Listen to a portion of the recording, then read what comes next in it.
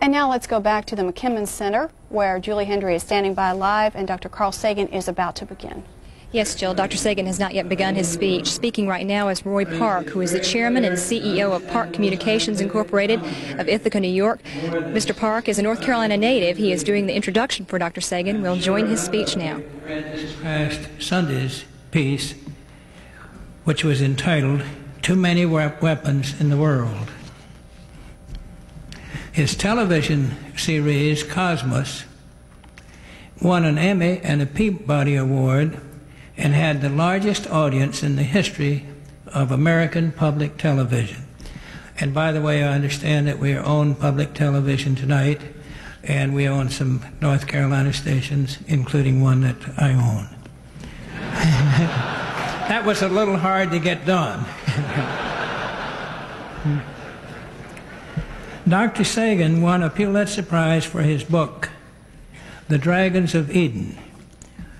And his book, Cosmos, topped the New York Times bestseller list for 70 weeks. It's better than a year and 3 months. And remains the best-selling science book ever published in English. Since Dr. Сейгън and I are both residents of Ithaca, New York, I can tell you a few things about him you may not know.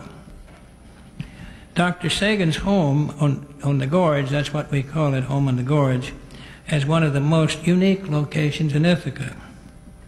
It's built into the rim of our largest gorge, overlooking the city and Cayuga Lake. His front door is at street level, and it's up where it would be the average three-story house's attic, because he goes down flights of stairs to reach his living room, which has large picture windows opening onto a patio above the gorge. Years ago, the original portion of the house on the gorge was the home of a Cornell secret honorary fraternity, the Sphinx Head, and was called the Tomb. The fraternity was disbanded, and when Dr. Сейгъn acquired the property, he added the present living quarters. And I want to tell you that it wasn't a secret house of evil or anything. It was the home of the high scholars at Cornell. It's still a tourist attraction in Ithaca, and folks slow down to a crawl when they come off the bridge to see above the house. They see from above the house and a yard and catch a glimpse of Carl. That's what they hope to do, but he's not around very much. He travels a great deal. By conservative estimate, he logged several 100,000 miles in the past 3 years. I often know when Dr. Сейгъn is in town, though, because I drive by his house on the way to work every day, and can see whether or not his Volkswagen is parked on the street level by the entrance.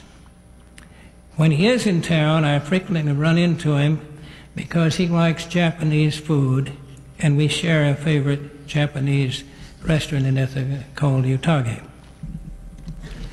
Dr. Сейгъn is very much in demand as a speaker. In fact, he's able to accept only a handful of the hundreds of invitations to speak that he gets each year. So we are in pretty tall cotton here tonight, as we used to say back when we raised cotton in North Carolina. One thing is certain, he's a gracious gentleman. When Governor Hunt called me to ask if I would invite Dr. Сейгъn to speak tonight, I started at the top and called the president of Cornell University, Dr. Frank Rhodes. Dr. Rhodes was in England, and his secretary was reluctant to tell me where Dr. Сейгъn was. I then called Dr. Rhodes' administrative assistant, who told me she would contact Dr. Сейгъn and have him call me. Dr. Сейгъn returned the call from the Jet Propulsion Laboratories at California Institute of Technology, where he is the distinguished visiting scientist. In just a few minutes, we worked out the details for his participation in the Emergent Issues Forum. In Ithaca, we all know that Carl Sagan is a scientist who, while he may have his eyes on the heavens, his feet are firmly planted on the ground. He is best known member of the Cornell University's highly prestigious faculty, one which includes 2 Nobel Prize recipients. He's become a compelling and influential spokesman on the important environmental issues which face all of us living on this planet. So I'm especially proud to have been an intermediary in bringing Dr. Carl Sagan as a speaker for this forum of emerging issues, and I am certain that the story he tells you will be an interesting and informative one. Please join in giving me a warm North Carolina welcome for Dr. Carl Sagan.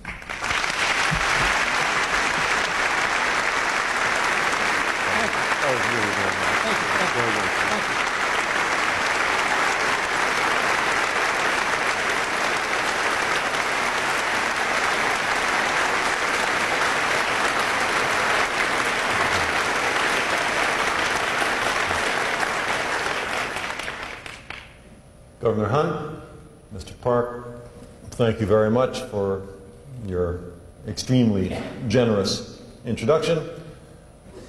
My friends, I'm very happy to be here with you.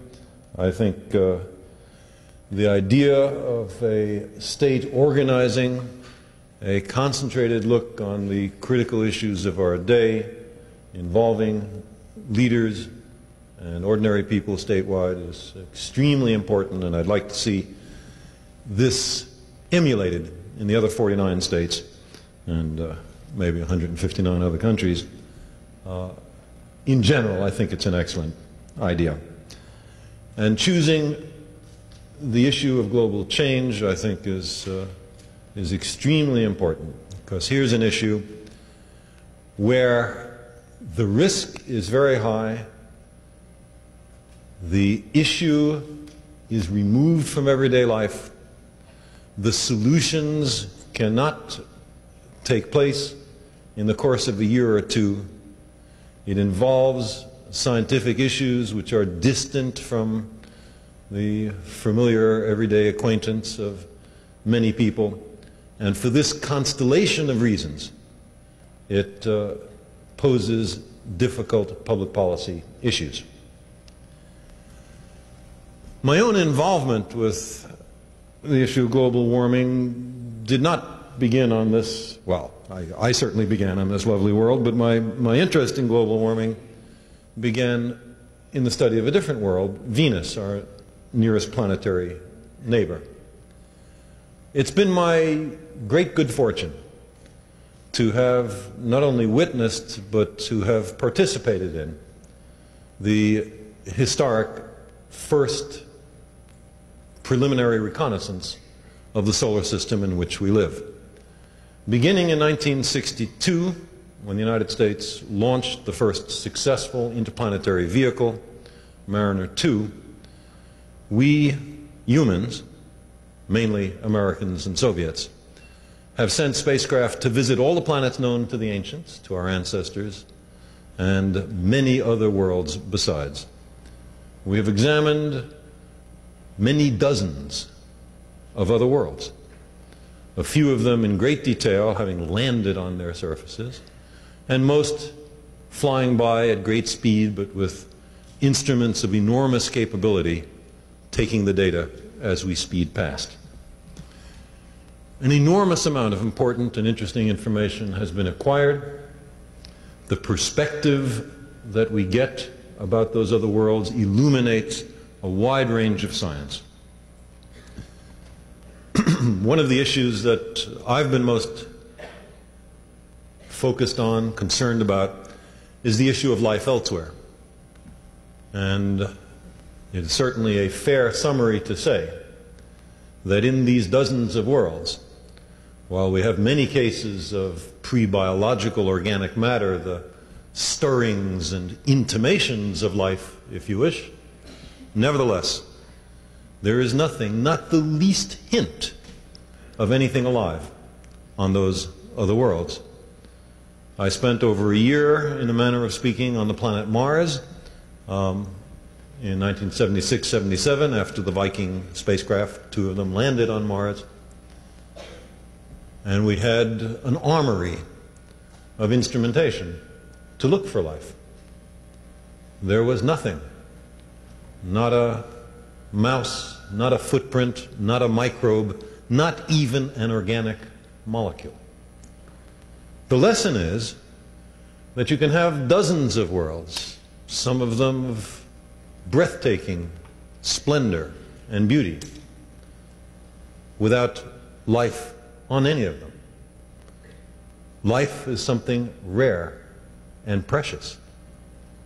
There is something extraordinary about the planet that we are privileged to live on, and in this peculiarly self-congratulatory way about we ourselves. Life is rare. That's the lesson from exploring space. And the lesson from exploring time, if you look back in the geological record at the history of mass extinctions, is that there is no guaranteed tenure for any species, no matter how self-confident on this planet. 65 million years ago, an event occurred which not only wiped out all the dinosaurs, but wiped out most of the species of life on Earth. This can happen to anyone. These explorations in space and time are a reminder or a warning to us that we cannot be guaranteed of our continued happy existence. It's important to understand our world, and I argue others as well. When we look at Venus, we find a world of roughly the same size, mass, density as ours, but a stunning difference. 2 stunning differences. One is that there's a massive atmosphere, about 90 times the surface pressure of the air right here down on Earth. And the other is that the surface temperature is stunningly hot.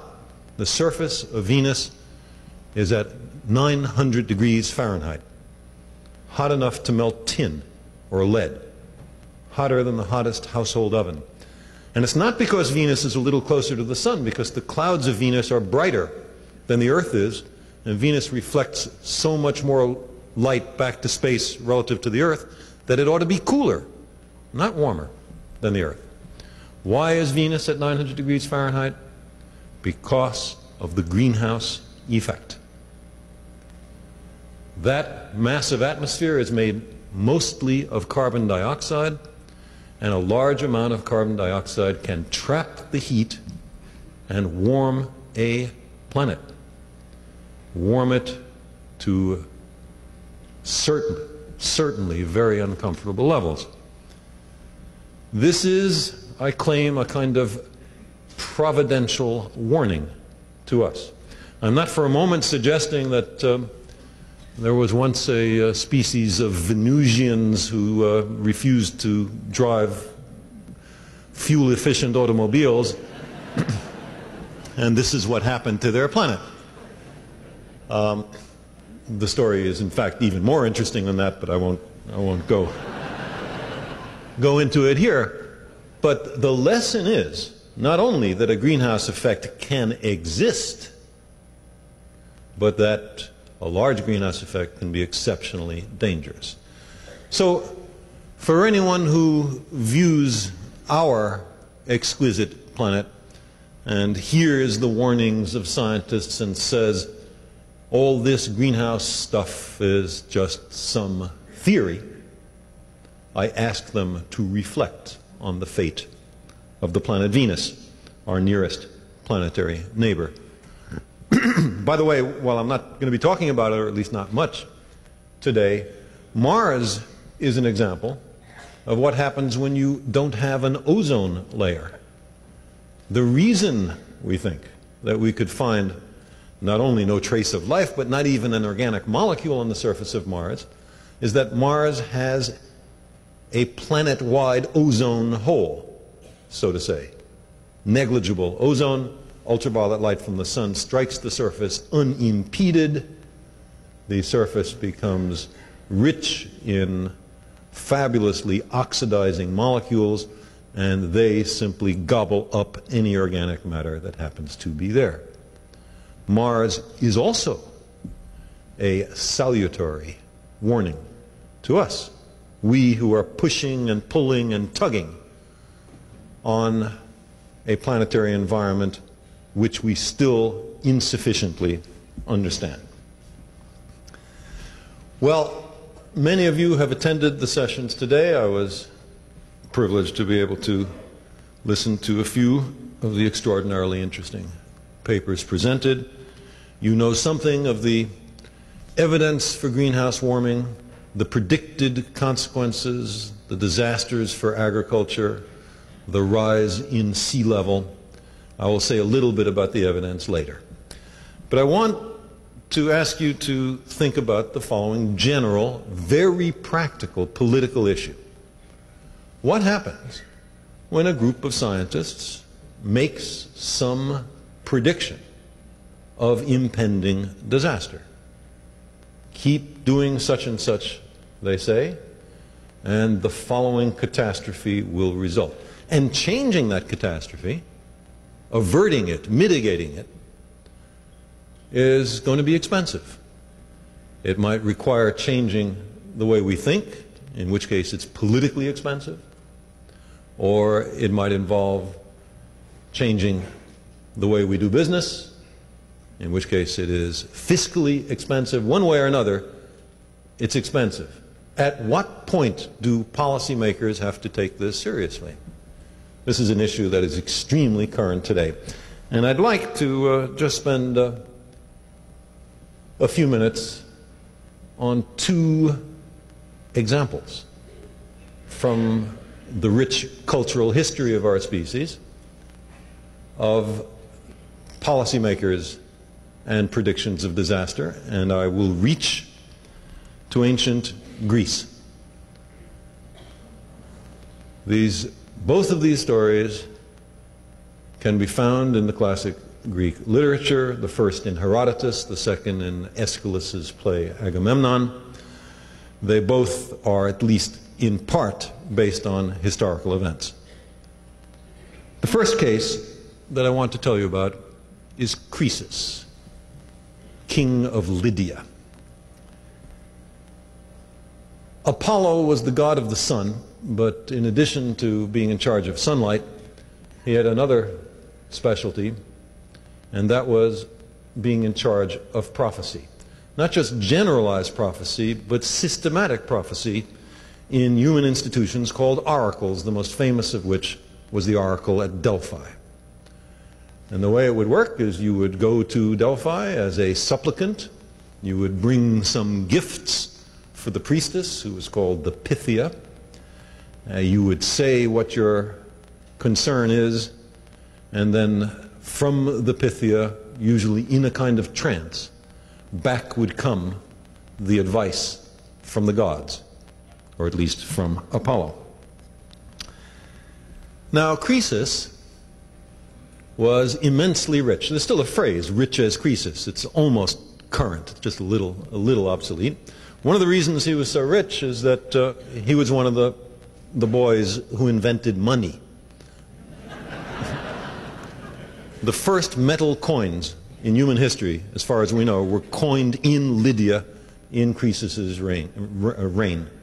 Lydia is in Anatolia, contemporary Turkey. Well, we can speculate on the reason, but Croesus's ambitions were not contained within the boundaries of his small nation. He had grander objectives, and so he thought, wouldn't it be a good idea to conquer Persia? Persia was the superpower of the 7th century BC. The Persian emperor Cyrus had forged a mighty empire by combining two different peoples, the Persians and the Medes. So Croesus had some degree of trepidation because of the power of the Persian Empire, so naturally he sent emissaries to the oracle at Delphi. And the question put by his emissaries on Croesus's behalf was, what will happen if Croesus makes war on Persia? And without hesitation, the Pythia, the priestess, answered, he will destroy a mighty empire. The gods are with us, thought Croesus. Time to invade. So he assembled a vast mercenary army, invaded Persia, and was promptly and humiliatingly defeated. And not only was Lydian power destroyed forever, but he, Croesus, was forced to spend the rest of his life as a sort of pathetic minor functionary in the Persian court. A hanger-on ex-king. It's a little bit like, this isn't a perfect analogy, but it's a little bit like the Emperor Hirohito living out his days as a consultant on the Beltway in Washington, D.C. Well, the injustice of it really got to him. After all, Croesus had played by the rules. He had asked for advice from the Pythia, she gave it to him, he acted on it, and look what happened. She had done him wrong.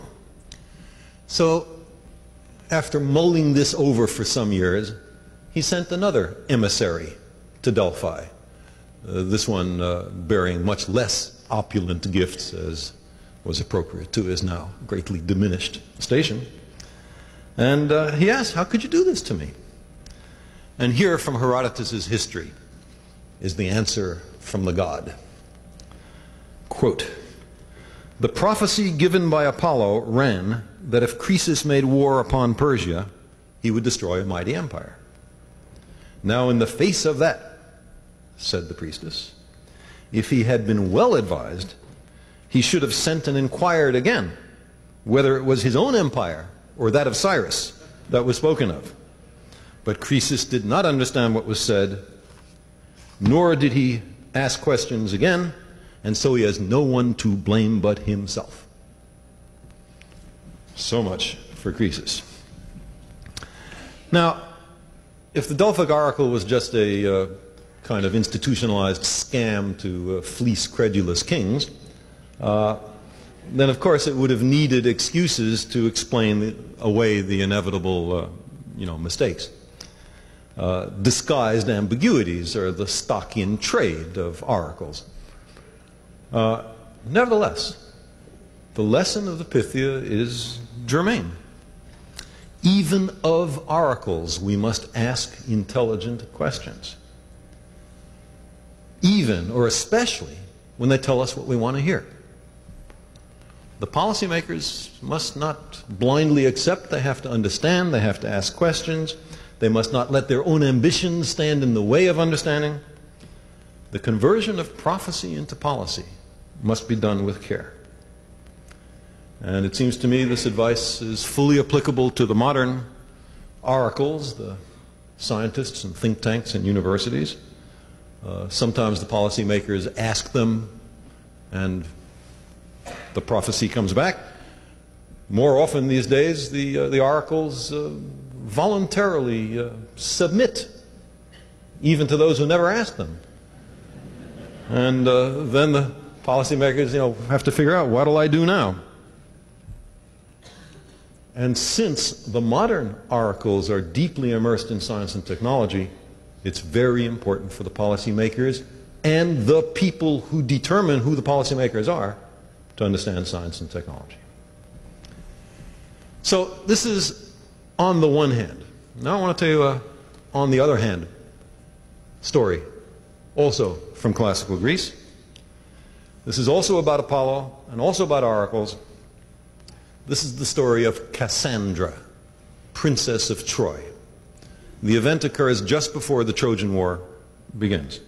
The one that Homer wrote about.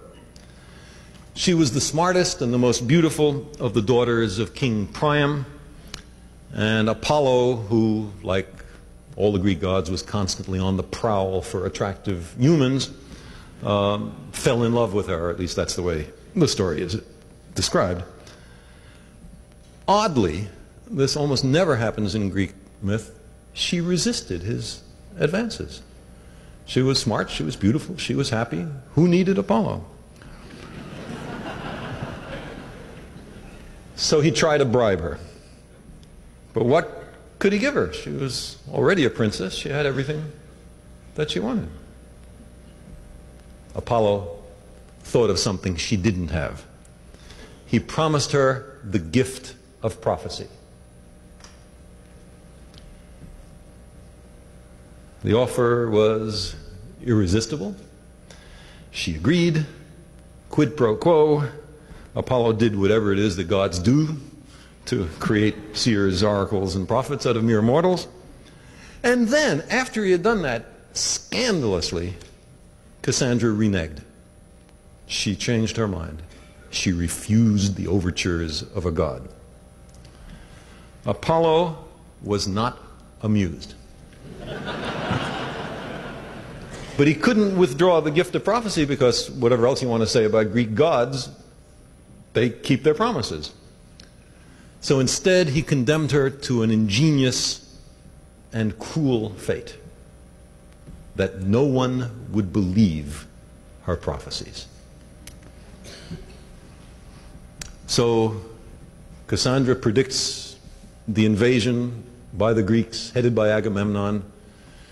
Nobody pays attention. She predicts the fall of Troy.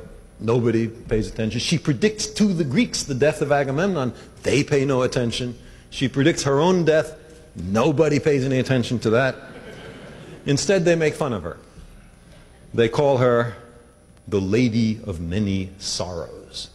Today it would be something like prophet of gloom and doom. Just minor translational difference. Same sentiment. I prophesied to my countrymen, she says, all their disasters. But they ignored her prophecies. They were destroyed. Agamemnon was destroyed, and soon so was she. Well, this resistance to dire prediction is very human, and we can certainly see it today. I mean, if we're faced with some very heavy, ominous prediction that things you never saw happen are going to happen, and it's going to be expensive to mitigate it, we have a natural tendency to reject or ignore the prophecy. And after all, there is no prophets, not even the scientific community, who are right all the time. And you can find competent scientists who have made predictions. Supersonic transports will destroy the ozone layer, for example, that are just wrong. And so it's very easy to dismiss. Also, if the factors precipitating the anticipated catastrophe are long-standing, then the prediction is a kind of rebuke to us. How did we permit this peril to develop? Why didn't we see it beforehand? Why didn't we take political steps to prevent it? So these are uncomfortable ruminations that through our own inattention or inaction, some catastrophe is coming. Put it out of our mind. So this, or find a reason to reject it. This temptation to minimize, to dismiss, is something that psychiatrists know very well about. They have a technical name for it. It's called denial. Denial. The rock group Dire Straits, I'm sure many of you know their repertoire, has a line in one of their songs which goes, "Denial ain't just a river in Egypt."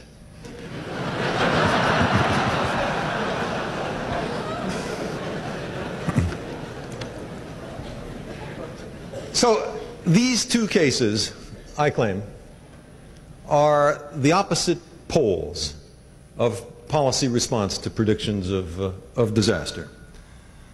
Croesus, representing the pole of sort of credulous, uncritical acceptance, propelled a little bit by greed or other character flaws. And Cassandra, representing, the response to her, representing the pole of stolid, immobile rejection of the possibility of danger.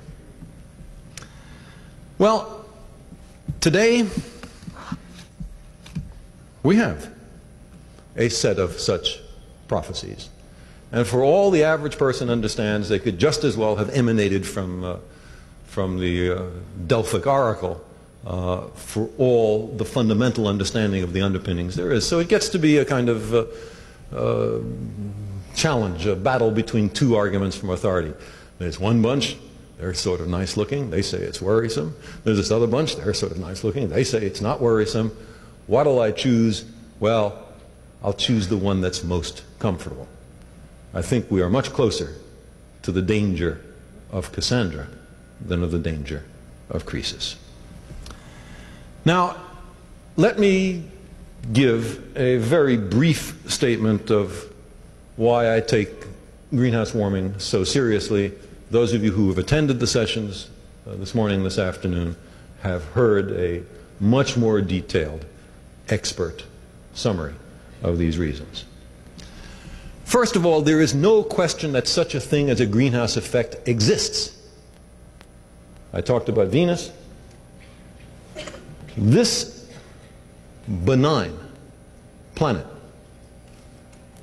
looking exactly as it does here, but with no greenhouse effect, would be 20 degrees centigrade, that's what, 36 Fahrenheit, below the freezing point of water. With no greenhouse effect, this planet would be frozen solid. The oceans would be 3 kilometers of ice. A little greenhouse effect is a good thing. We owe our lives to the greenhouse effect. No greenhouse effect, we would never have come into being. The principal greenhouse gases are water vapor and carbon dioxide. Now, there are some minor constituents, methane, oxides of nitrogen, and chlorofluorocarbons, which go by the brand name freons. And they are an especially interesting aspect of this because they are wholly man-made. You see, astronauts, many of them, in Earth orbit, seeing to the naked, unaided eye this beautiful vista, can make out, as perhaps is hard to do in this picture, the very thin blue aura that surrounds the bright hemisphere, the illuminated hemisphere of the Earth. And that's just the thin atmosphere seen edge on. This phrase, the ocean of air, is a kind of misnomer. Ocean suggests massive, impervious. But instead, that thin line that you can barely make out in this picture is very fragile, vulnerable to the depredations of human beings. Our technology and our numbers have both reached a state where inadvertently we can pose a danger to the global environment, especially through the atmosphere. The abundance of greenhouse gases is increasing. Greenhouse gases act as a kind of blanket holding the heat in. There is no question that all of the gases I just mentioned are steadily increasing in abundance. In addition, it seems very clear that the average temperature of the Earth has been increasing through the 20th century.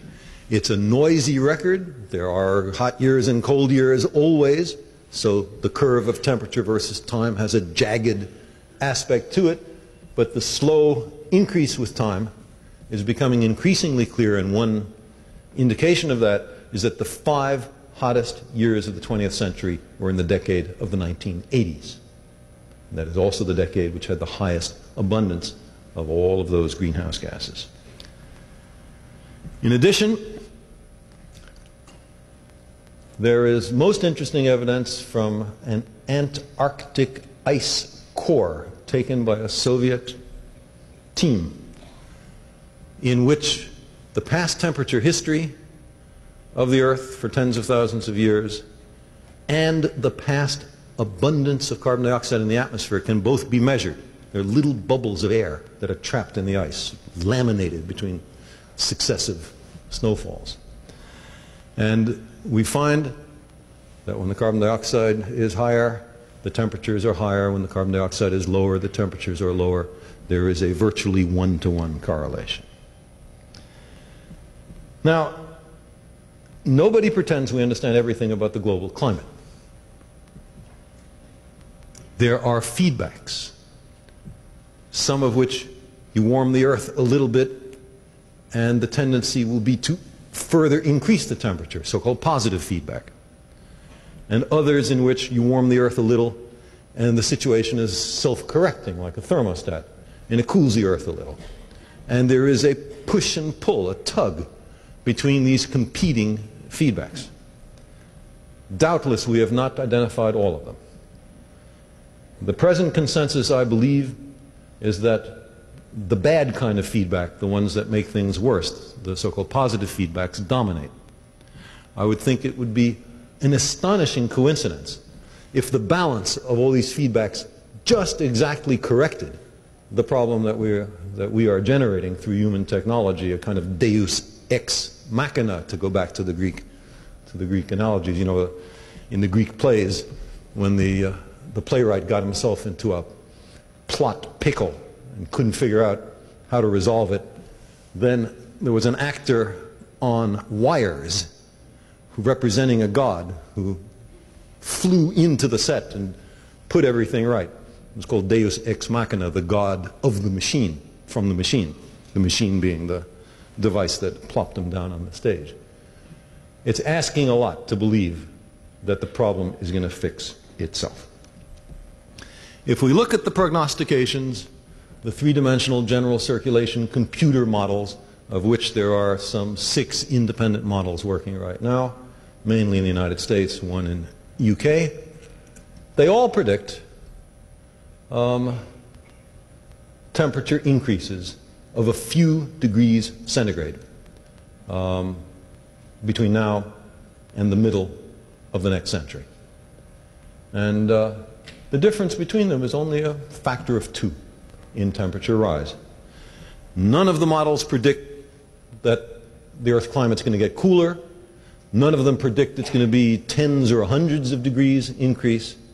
The agreement, considering the state of our knowledge, is quite good.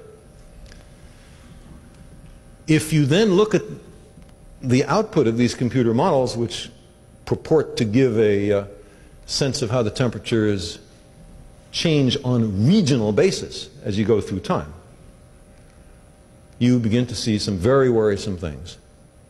Yes, there are some places that get cooler and some places that get warmer, but the overall trend is warmer, and by the middle of the 21st century, there's no winner. Every place has gotten warmer, and to give you an idea of how much warmer, I mean, a few degrees centigrade global change doesn't sound like so much. Let me point out that a 1 degree temperature change, in this case decrease following a massive volcanic explosion, is enough to produce widespread suffering and famine worldwide, as happened following the Tambora explosion, volcanic explosion in 1815, and other cases which are still more serious. Several degrees is a very major temperature increase. And some of these predictions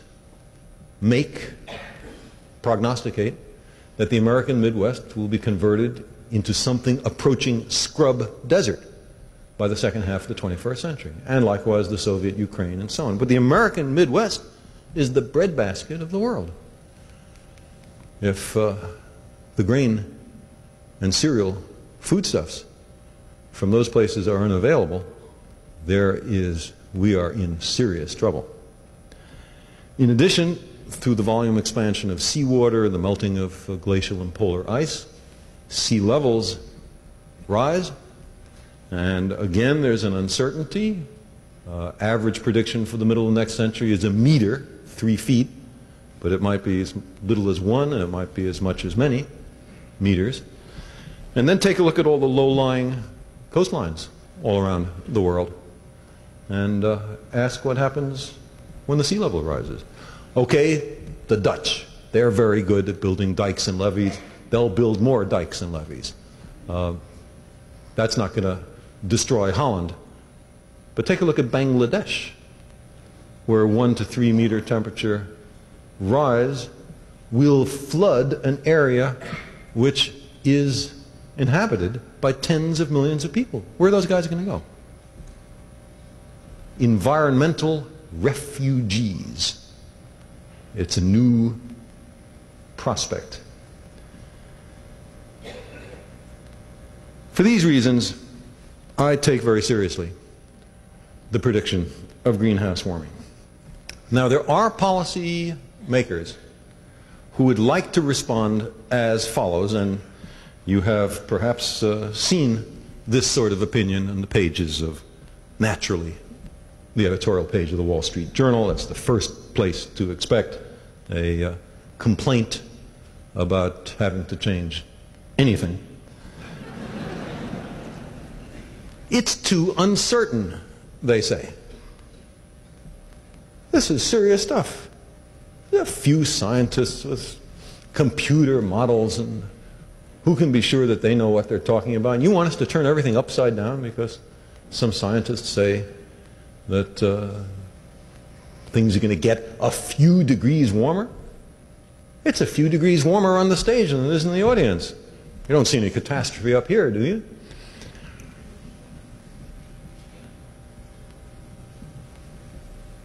I'd like to pose the following question.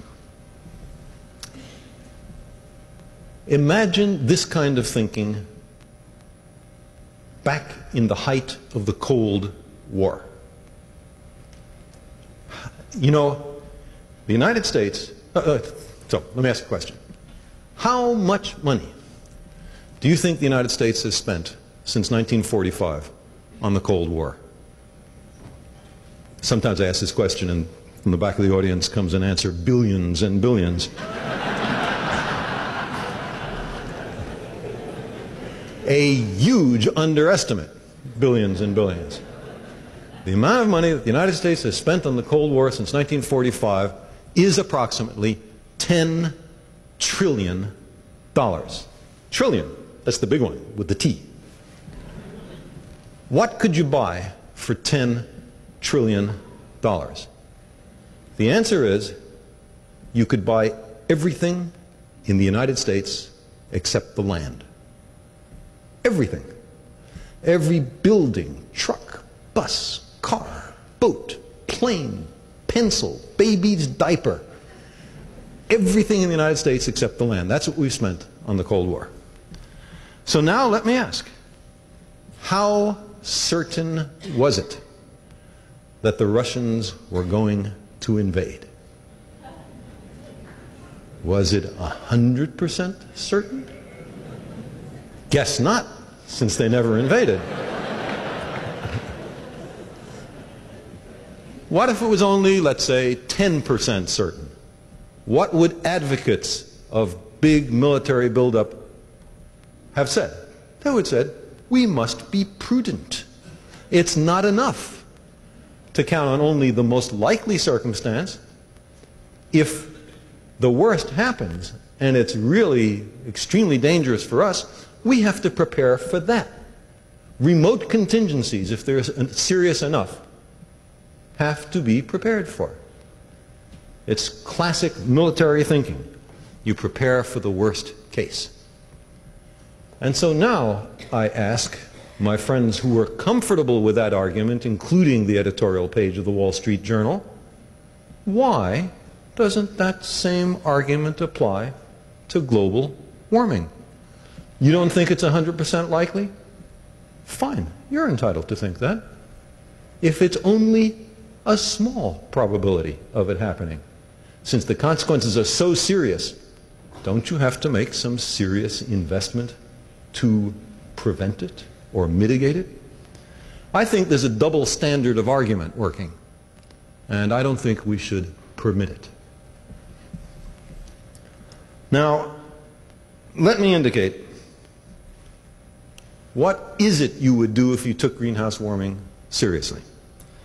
And what I'm going to try to argue is that virtually every one of the things that you would do to ameliorate greenhouse warming make sense on completely separate grounds. They are worth doing apart from greenhouse warming.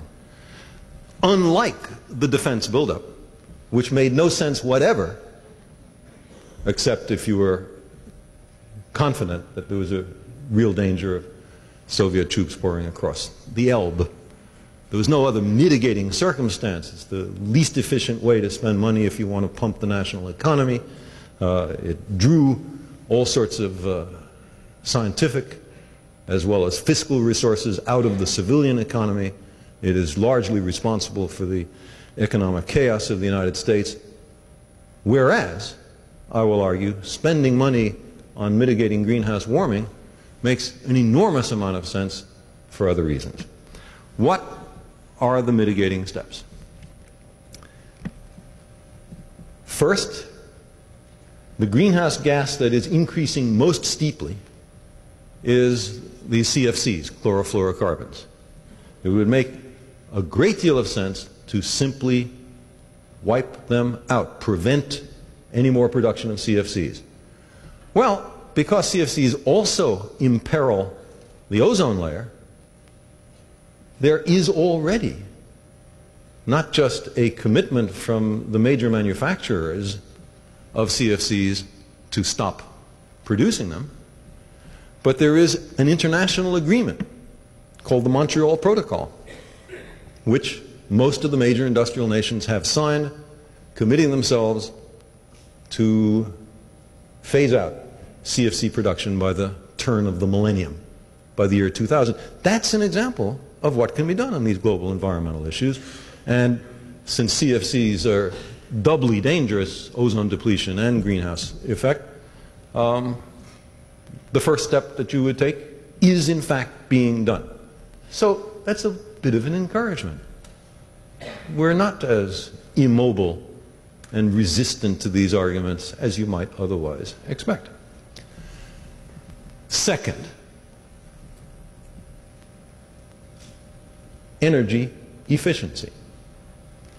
If you can get more power to a house from a given power plant, then for a given amount of energy expenditure, you put less carbon dioxide up into the atmosphere.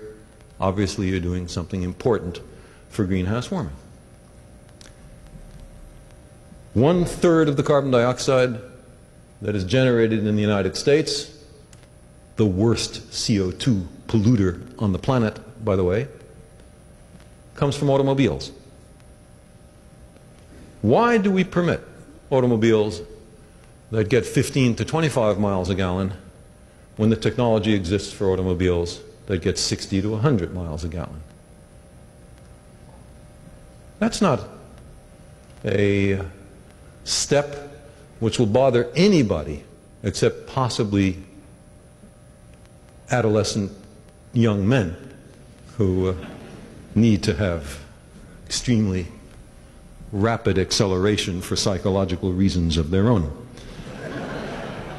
For all practical purposes, much greater fuel efficiency in automobiles is perfectly possible. And likewise across the entire spectrum of fossil fuel energy use in our society, fossil fuels being coal, oil, gas, wood, and so on. The stuff that when you burn it, CO2 comes out. The third thing you might want to do is to seek alternative energy sources, alternatives to fossil fuels. Why not have an energy source that doesn't put carbon dioxide or other greenhouse gases into the atmosphere? Is that wholly beyond our technological ability? I don't think so. And while there are a number of alternatives, some of which work in some places, some geographical locales and not in others, the mix looks very promising. I'm talking about tidal, geothermal, wind, and especially solar power. You know, this solar power issue is very interesting, and it has a strong political point. Maybe you remember Jimmy Carter when he was in the White House. For the young of heart in the audience, this was an early American president who preached energy efficiency. And one of the largely symbolic gestures which he did was to install a solar thermal heater in the roof of the White House to make some warm water for presidential showers. And I've forgotten what the fraction of the White House's own energy budget it accounted for. Maybe it was 15, 20%, something like that. But it was a kind of step in a direction which certainly, from what we've learned subsequently, we need to go.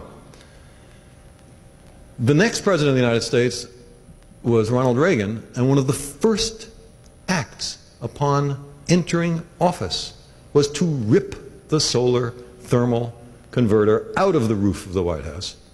And one of the early steps taken in his administration was to enormously reduce funding for solar and other alternative energy sources. We lost 10 years. Despite that, the progress in solar energy technology has been steady and impressive. And if you were to levy an environmental tax on the burning of fossil fuels to pay for the additional burden on the society from the increase of the greenhouse effect, even today, solar energy would be economically competitive with fossil fuels. And if we were to spend some significant amount of research money on solar energy, the price per kilowatt hour would certainly go down. There is a natural issue about what about nuclear energy. Fusion power, which maybe we will have in another few decades, is in principle clean as far as greenhouse gases go. But there is a variety of radioactive waste and other problems which have to be dealt with. Fission power, the kind of power plants we have today, some people believe are a suitable stopgap between fossil fuels and whatever it is that we're going to have as the alternative later on. In my view, there are some conditions which have to be satisfied by fission power plants. They have to be safe. Chernobyl certainly reminds us of that. They have to be cost effective, and the prices have soared through the roof. Their radioactive wastes have to be safely disposable, not for 10 years into the future, but for hundreds or thousands, because that's the half-lives of the radioactive waste. And the fourth criterion I would use is that they must not produce weapons-grade uranium or plutonium, for separate topic, so as not to encourage the nuclear arms race. The burden of proof that fission power plants satisfy those criteria is on the shoulders of those who advocate it. I am not convinced that there's any fission power plant that satisfies those criteria. If there is, then maybe it makes sense as a stopgap. If not, we're in a tighter squeeze, and it's even more important that we spend money on the development of alternative energy sources. Now, another thing you could do is plant trees. A tree is an engine for taking carbon dioxide out of the atmosphere. It does it. It's not the only thing a tree does, but that's one of the things that trees are good for, and it's especially relevant to this issue. Plant forests. That seems to be good advice to mitigate greenhouse warming. Instead, the human species is destroying forests, and we're doing it at a rate of 1 acre of forest every second. Think of that. There goes an acre, there goes an acre, there goes an acre, there goes an acre. We're doing something immensely stupid. And then finally, and maybe the most important of all of the ways of mitigating greenhouse warming, is to deal with the world population crisis. Every human being has a right and a wish to a certain minimum way of life, and that involves cooking food. Carbon dioxide goes into the atmosphere. And all the other things that you do in your job, many of which involve more greenhouse warming. If we continue exponential population growth, it will overwhelm any of the other measures that I've been talking about, no matter how seriously they are approached. Now, what does it take to make some dent in population growth? Some people have the idea that all you have to do is just make birth control, apparatus, device, pharmaceuticals available, and that's the issue. But that's not the issue. It's not that people, poor people, the billion poorest people on the planet, are too dumb to understand that they shouldn't have more children. That's not the issue. The issue is they are so poor that more children is a kind of social security to provide for their old age. More children is a way to have cheap labor to help with whatever dismal task on the little plot of land they work or whatever it is they're doing that otherwise they couldn't afford. Having children is not the, having lots of children is not the cause of poverty, it is the consequence of poverty, although the causality arrow goes both ways. And the clear indication of how this works is what has been documented all over the planet called the demographic transition. It works in Christian countries and Buddhist countries, capitalist countries, and communist countries, of which there are hardly any left, but when there were, it worked there, east and west, and it's absolutely striking. When the per capita income is very low, people have lots of children. When the per capita income rises to a pathetically low level by American affluent standards, but still higher than a lot of people have, the population growth rate automatically decreases. People then see that they can provide in a minimal way for their future. They have some discretionary capital which they then want to spend on something, and their cost-benefit analysis then works out so that they have fewer children. And maybe we can think back to our great-grandparents and remember what size families were common then, and think of how much larger it was than today. Is that because they were too stupid? It's not. They made another kind of choice. Now, let me quickly run through, again, this list and just remind you of why each of these steps makes sense by themselves, even apart from greenhouse warming. Cut out the CFCs, we've already talked about that. That protects the very fragile ozone layer. Greater fuel efficiency. If for a given amount of fuel you get more power out, that's obviously good economics. And, you know, we hear about the danger of being dependent upon foreign sources of oil. And this is used as an argument by this administration, for example, to permit ecologically dangerous offshore oil drilling, because we have to have domestic sources. We don't want to be dependent on foreigners. But if we make much more efficient use of the oil we already have, then that's the same as discovering new sources of oil, right? And on finding alternative energy sources, clearly that works in the same direction.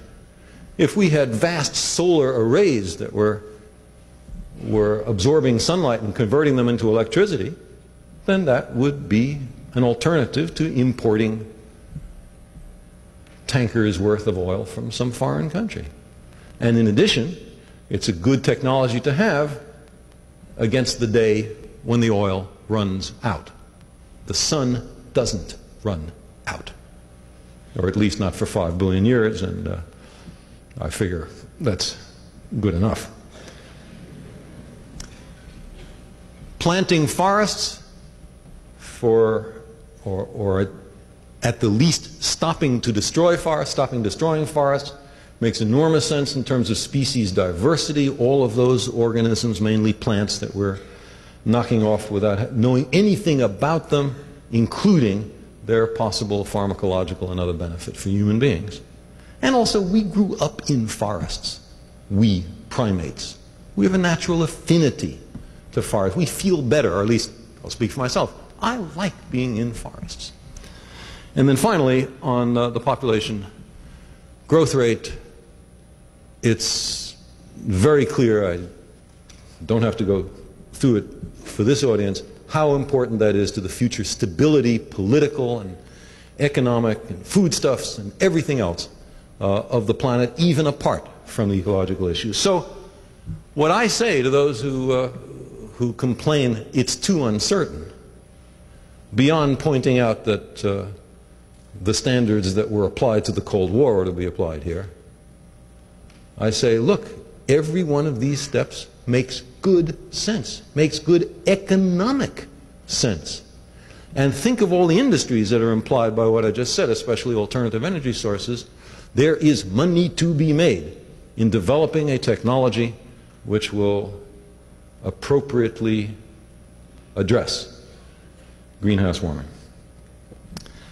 Well, I want to stop in a moment. Just want to make one or two summary remarks. If you burn a lump of coal somewhere, the carbon dioxide goes up into the atmosphere, and you know, carbon dioxide molecules are exceptionally stupid. They don't know anything about national boundaries. They don't have passports. They are wholly innocent of the important concept of national sovereignty. They just casually cross over national boundaries, one after the other. There is a lesson. The world is a unity. The national boundaries have no bearing on these global environmental issues. No one nation can solve this problem by itself. It has to be all the nations working together. What is more, there is no way to mitigate these problems so that we will introduce the mitigating technology or whatever it is today, and in 2 or 3 or 4 years or something comparable to a political term of office, the problem will be solved. Instead, you introduce the mitigating circumstances now, and decades hence, when somebody you don't even know will be holding your political office, the benefits will come. Solving these problems requires a transnational and a transgenerational perspective. To my mind, that's a very grown-up kind of perspective. De-provincializing, de-chauvinizing, an awareness of one species on one exquisite, fragile planet. And that's why I think that these very serious global environmental issues may have a deep silver lining. The binding up of the planet, the end of our adolescence, the approach to the maturity of our species. Thank you very much.